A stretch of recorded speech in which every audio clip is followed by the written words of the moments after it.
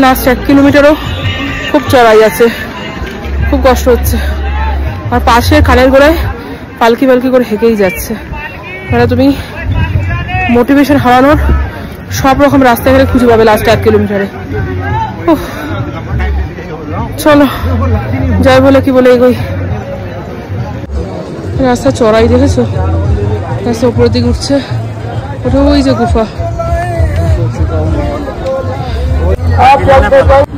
তো গাইস একদম সামনাসামনি তোমাদের দর্শন করাচ্ছি বাবা বরফানি জি কি গুফা সামনেই। এখানে অনেকগুলো সিঁড়ি আছে, সিঁড়ি বেয়ে উপরে উঠতে হবে। তার আগে আমাদের জুতো রাখে শু র্যাক আছে, জুতো র্যাকে ওখানে শু রাখতে হবে। কি বলছি কে জানে, গলা ফেটে গেছে।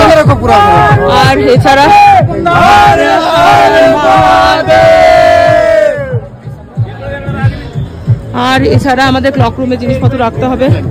ক্লক রুমে জিনিসপত্র রেখে তারপরে গুহার ভেতরে ঢুকতে হবে বাবা বরফানিজিকে দর্শন করার জন্য। তো তোমরা বলে দিও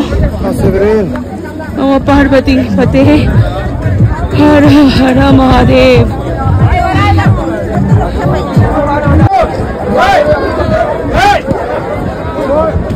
এই হচ্ছে সব জিনিসপত্র রাখার লাইন, বিশাল লাইন একটা।